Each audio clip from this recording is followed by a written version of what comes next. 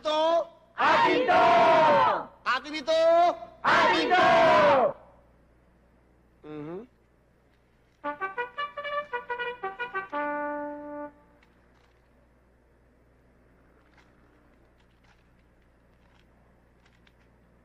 Huwag ninyong ipangahas ang lakas ng inyong mga katawan. Huwag ninyong ipangahas ang inyong mga kayamanan. At huwag ninyong ipangahas ang inyong karunungan. Sapagkat, sa isang iglap lamang, ang lahat ng ito ay mawawala. At gusto ko ring malaman yung lahat na ang lahat ng biyayang natatamo natin sa Kanya, sa mundong ito, ay galing lang sa Kanya. Atin ito! Atin ito! Mga kapatid, ang pagbibigay ng marami sa Kanya, Tatakbo na, winner take all. itaya mo na. Sige na. Dahil pag itinayaan nyo ang buhay nyo, sigurado ako na hindi niya kayo pababayaan. Huwag kayong manghinayang na magbigay sa Kanya. Sapagkat ang nasa itaas ay kailanman ay hindi lang hinayang na magbigay sa atin. Okay? Bigay na, bigay na.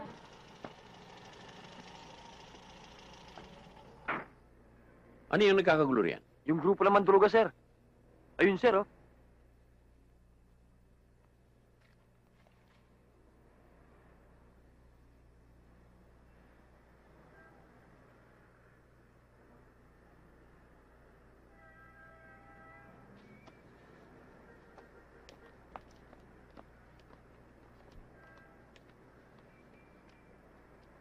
Paligiran natin. Kayong dalawa, sa kanan. Buto, kaliwa. Kaya mga kapatid, tandaan niyong lahat, tayong lahat ay magsasama-sama at magkakaisa. Atin ito!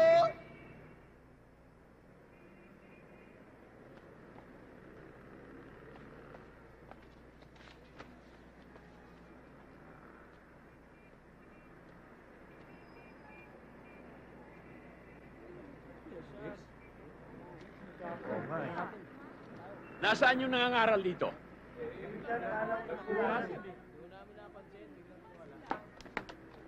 Oh, nakita niyo ba? Wala, sir. Wala, sir.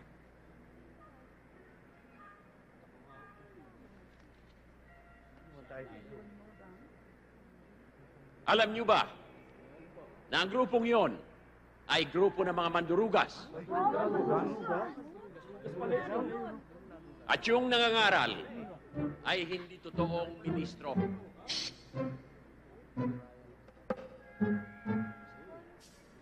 Alam niyo ba kung ano ito? Tama. Dividendaso. Programa ng karera. At ang mga nahuhuto sa inyo ay itinatayak sa Pick Six at sa Winner Take All. At kayo namang mga ay bigay ng bigay.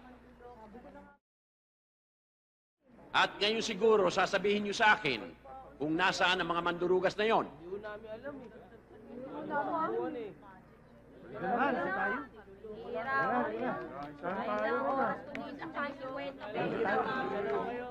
Isang reko kayo mga...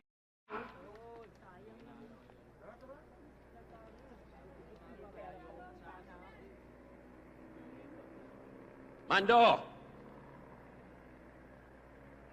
Alam ko andiyan ka lang sa singit-singit na mga sasakyan. Nakasingit na parang surot. Mando, nakakadalwa ka na sa akin. 2 beses mo na ako naalpasan. Malapit na akong mainis. Kaya ito ang masasabi ko sa iyo. Mag-esep-esep ka. Dali niyan.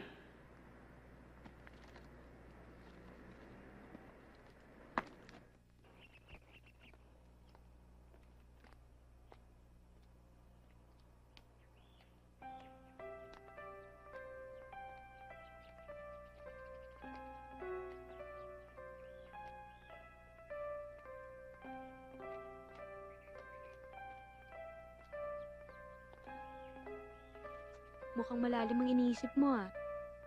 Hindi naman. Naisip ko lang yung sinabi ng pulis. Tama siya.